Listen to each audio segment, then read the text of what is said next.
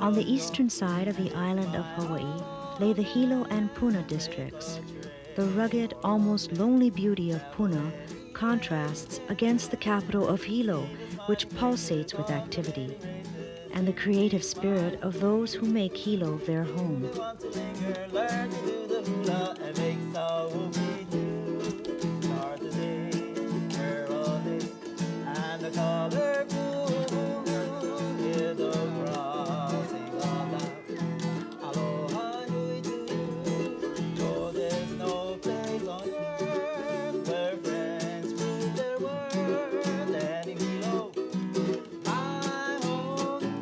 I am enormously, I guess, an affectionate and emotional recollection of Hilo, because I grew up in Mountain View, about 15 or 16 miles from here.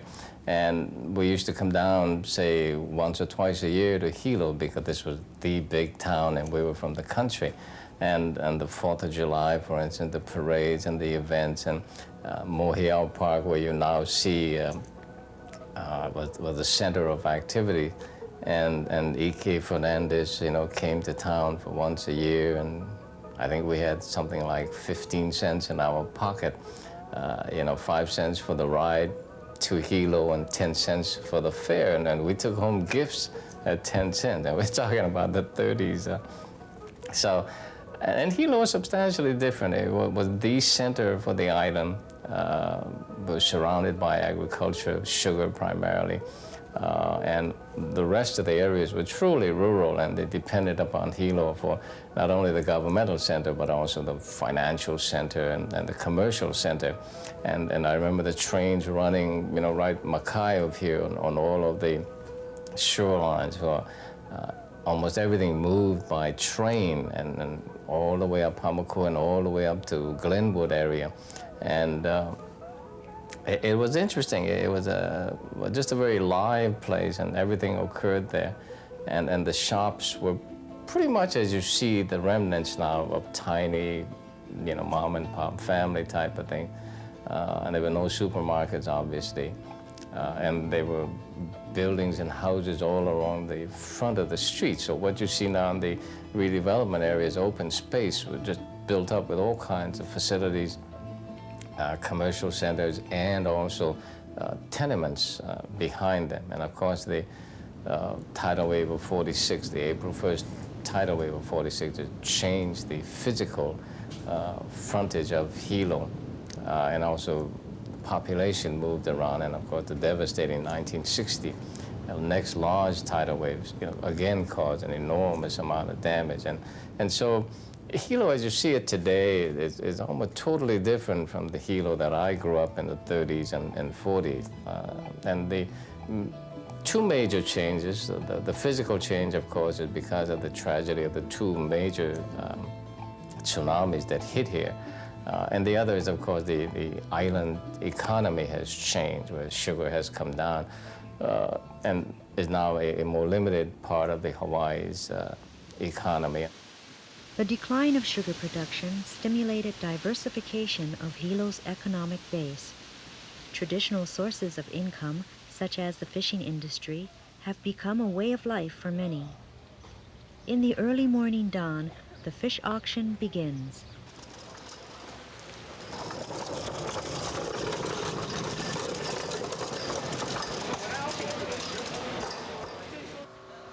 Today we have basically yellowfin tuna, and caught outside of Hilo and down south towards Ohiki side. And it's all locally caught last night and Saturday night. Since Monday's first day of auction, we have fish that's been caught Saturday night, put in the reefer, and brought out today. Why we core the fish before auction is because it gives the buyer an indication of what's really happening within the fish itself. Color, texture, burn. You know, that we have a problem with burn being this far into the season. And this will be kind of like an indicator to show the buyer at least 70 to 80% what's really happening within the fish itself.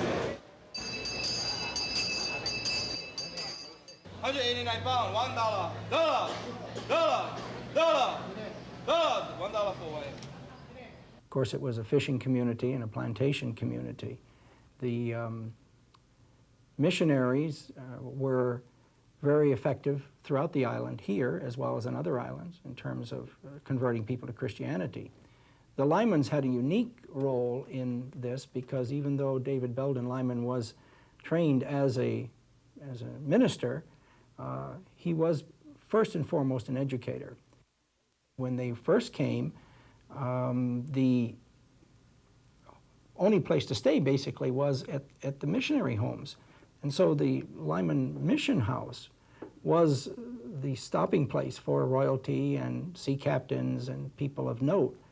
When they came, the family had to make room for them.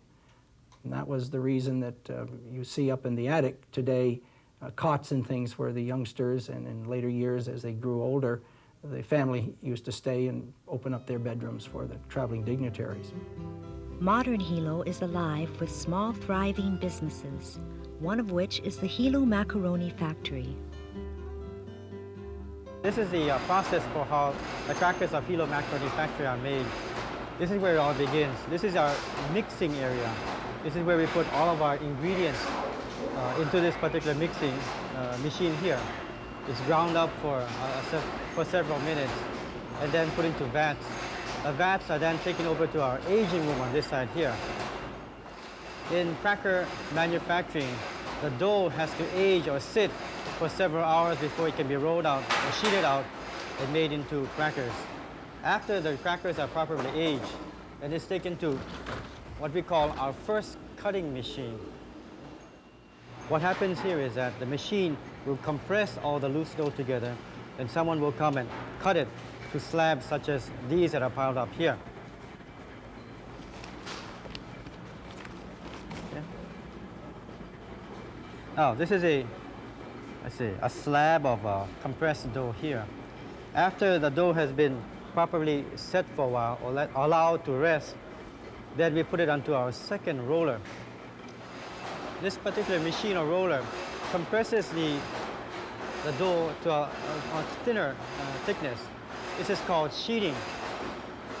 At this point here, we also recycle some of the material that comes back. Then, after it's properly rolled, it's put on to our cutting machine on the other side here. Now, what the cutting machine does is it compresses the dough or sheets the dough to the so-called proper thickness that we desire. Then it's put to a cutter, then cut to different molds, different shapes, and then finally we have people who scoop. We use the term scooping for putting the dough onto a board and then into the oven over there. After the crackers are taken out of the oven, this process we call raking because they use a tool similar to a rake to bring out the crackers from the oven. After that's been done, it's put into containers such as these and then transported here to our sorting table. Here the crackers are sorted out and graded. The ones for sale and the ones that we use as rejects. Now, this is the final stage where the packages are sealed, put into cartons and put away. The tranquility of nature surrounding Hilo induces creativity and culture. The style of dancing that we do is considered court-type dancing, and court dancing is called ukwanshin wudui. Ukwanshin literally refers to the ship that brings the crown. It refers to the dances that were performed at the coronation ceremonies of the kings of Okinawa. And according to what was explained to me by the teacher, the sensei, was that it took about 3 years of training prior to the actual ceremony. And it was from these teachers or these dancers that my own teacher learned his dance techniques. And it has been passed down from his father to my sensei and to several of his students, and I feel lucky to have been one of his students. The traditional Chinese dance, to me, is my heritage, my roots. It's something that I can't get away from. Modern dance is my expression. It allows me to do anything I want to do. It allows me to say anything I want to say. Whereas traditional dance, you fit into the dance don't fit into you. You know what I mean? You have to be that character. It's already set. Whereas in Western dances, you are allowed the freedom to be whatever you want to be, to say whatever you want to say. Traditional dances, I don't think, allow you that freedom. I don't feel like I would be the same person anywhere else in the world of who I am today. And bottom line is, I feel I'm very close to truth living in Hilo. Very simple, very basic. Every day you have to face yourself. Every day you have to face people who are simple, who doesn't like a lot of frills, a lot of things, material things, very basic.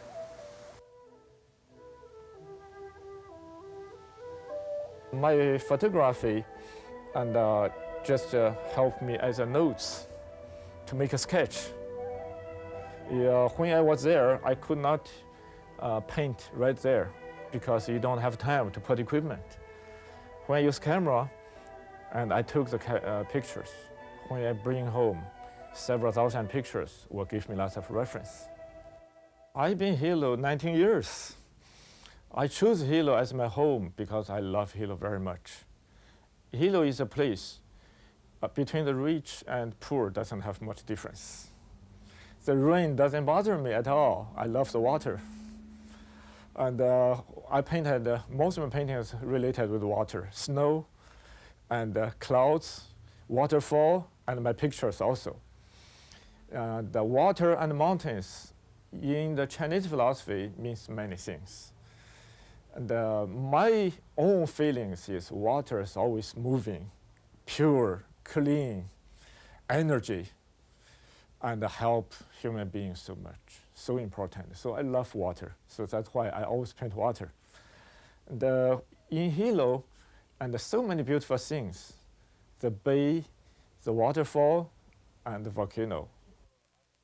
When I paint watercolor, I enjoy very much. It's a very relaxing work. You don't have worries. The materials are not that expensive. If it's not good, you change another paper. And life is limited, but art is unlimited. A good artist suppose let the audience to be happy, to be unlimited. That's the philosophy of artists should be. So when I paint this, I feel this way. Just do it, enjoy it.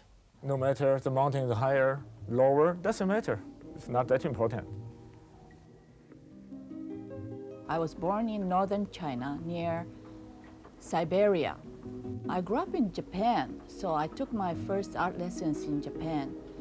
In that time, the ladies take art, not because you become an artist, but to be a lady, you should know how to write poems and play music instrument and do some artwork, and just to have your prestigious, standard. I wasn't quite serious, but I really enjoyed, to create something. Then afterwards, we went back to China. I took from Chinese masters, and gradually I really become very interested in art. My type of work is that I go out and sketch or take photographs and try to put on the silk. But there's no way that I can paint as pretty as the God's creation. The nature is so beautiful. I cannot do it. So rather to struggle to make it like a real, I make my own interpretation. Sometimes maybe it look like artificial flowers, but I think that will also show my character, my soul, and I just keep, creating my own small world. My name is Dandy Lewis. I'm born and raised in Hilo. Lived here all my life. I learned wood carving in '69, started carving different woods. But when you know you got a good piece, you don't want to sell it. Then you know you really got a good, then you know you're in a ball game, you're doing something good. The main thing is quality. If you can't do a quality product, don't do it. Usually Milo and Ko are the easier woods that people start off with. Ko is considered a hard wood to work in, but actually it's one of the best. It's easy for us now.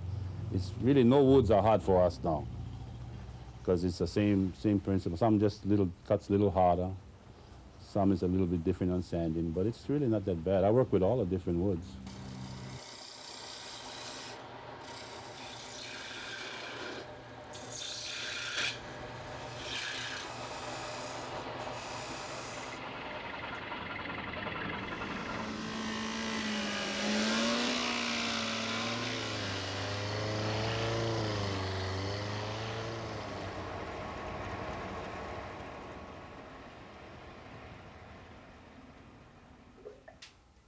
We dip them in mineral oil. It brings all the natural colors of the wood out.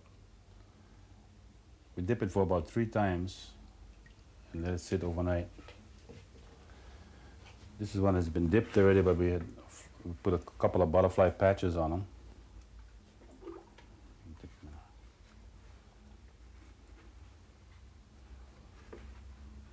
can see the Hawaiian butterfly patches on 2 sides.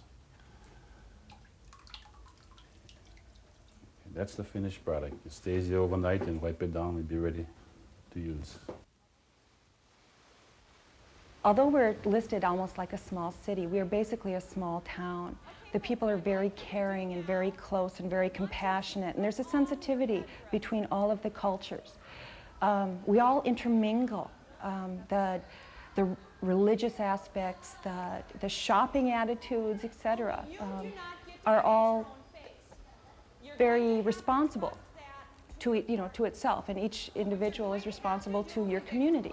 You feel this responsibility to the community of Hilo to give back something because it gives so much. In my work in handmade paper, mixed media constructions, that's what I call what I do. What I'm attempting to do is to tell stories. I'm telling a lot of personal stories. I'm telling stories about what I see, the shapes I see, the colors I see, what motivates me. In my work, I personify the essence of womanhood, the essence of woman, of mother, who I am, in my little characters, in the dogs and in the cats that roam around the colorful environments. The stylization, the childlike forms. I want to relate to my children. I want to relate to children. I want to relate to the population, the child of the population. That pureness. It's not a real educated art. It's more of a folk art. It's a person's art. It's a folk craft. It's art for people. It's the same thing like quilts, like an old family quilt or an heirloom piece of tatting or lace, something that's very precious, but not made from precious materials. Designer Sig Zane creates a legacy of precious material by immortalizing the shape of native Hawaiian plants onto fabric. Well, sometime back when I was a farmer, not really, maybe you call it gentleman farmer, I used to work in the taro patch, and it was real close, those leaves, so that's what one of the first design was, a taro leaf. And then after that, I kind of went into playing around with the other Hawaiian plants, the ie or the ohia, because I got so much of it over here. I guess that's the direction I like working in. I've been all over the world, but nothing beats Hilo in terms of living and surrounded by all this green. It's easy to be inspired. I try to make it a little educational, in a sense that a lot of people might see some plants, but they don't know the name of it, and I try to make that known in my work. I try to bring out things that maybe they don't know the name, and I will say it and reiterate it so that it stays in their mind, and at least it, besides being functional wear, it's educational. We leave Hilo and journey to Puna, where the rich volcanic soil spawns fields of orchids. Puna's rugged landscape is unusually still in the wake of the threat of future volcanic flows.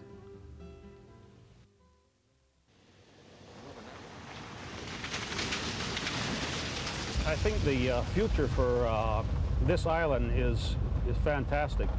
To me, this is a sleeping giant. Island of Hawaii is a sleeping giant.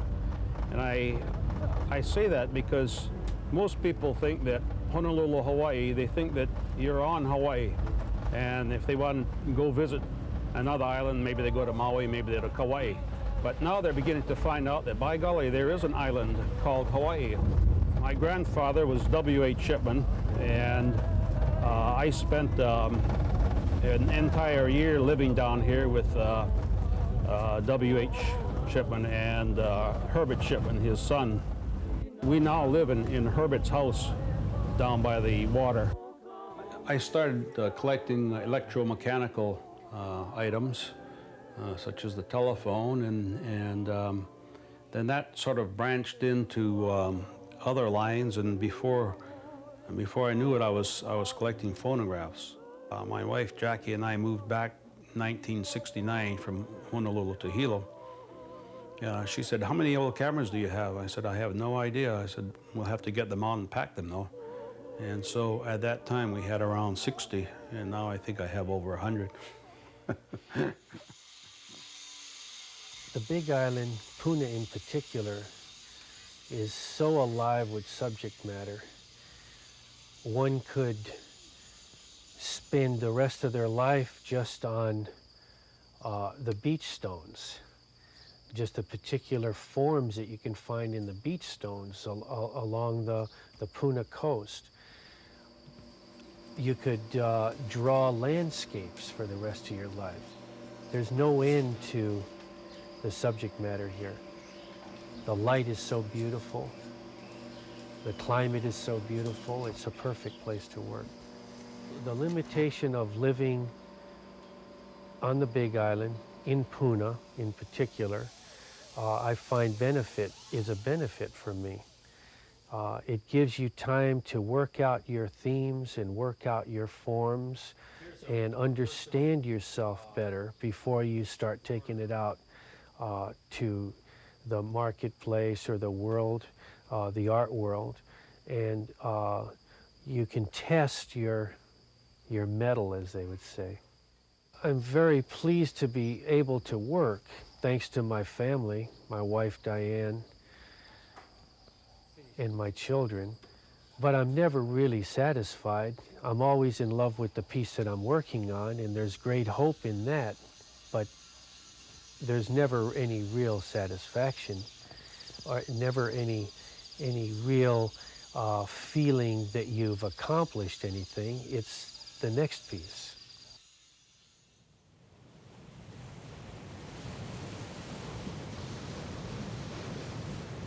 The wave is such an incredibly beautiful phenomenon of nature that is really exhilarating to watch. And I think it speaks of something very, very ancient, almost like a primal energy form that's been around for billions of years. And you look at a wave or a painting of a wave, and it could be a wave that broke on the shores of Antarctica 100 million years ago, or it could be breaking right now somewhere on the beaches of Hawaii. It always has that same feeling and that same look about it. What I deal with is energy patterns. When I'm painting the waves, I'm essentially dealing with the energy patterns and the light patterns that are going by. And they repeat themselves with the universal regularity that I think everybody feels on an intuitive level. a lot of people look at my paintings and they say, wow, it looks like a photograph, which is a compliment of sorts. But what I'm aiming at, and what some people occasionally, they'll look at a painting and say, God, that's better than a photograph. And that is really what I'm aiming at, because it's not that difficult really to make a painting that looks like a photograph. But it's a little more difficult to go beyond that. And in other words, provide all the visual information that's there, but improve upon it and enhance it. And that's what I'm trying to do with most of my paintings, is to create that sense of realism without adhering strictly to the photographic image. In other words, I'll adjust everything in the picture to fit the needs of the painting.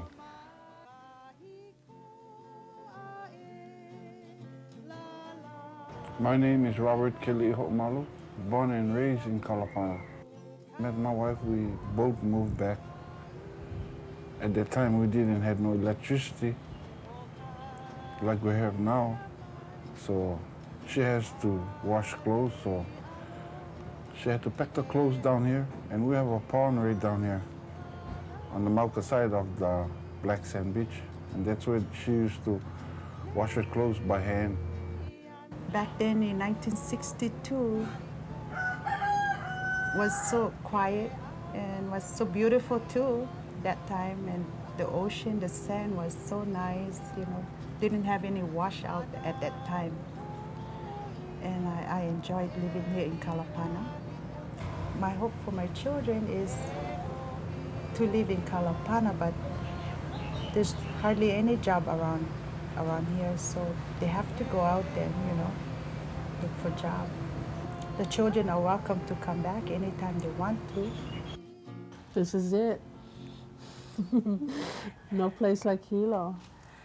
Yeah, Hilo is home. You know, the place here is home for us. And you can go away for a few years, but you always come back to Hilo because this is where we're born, this is where we're raised. And our childhood was good, and we'd like for our children to be able to experience that kind of childhood too.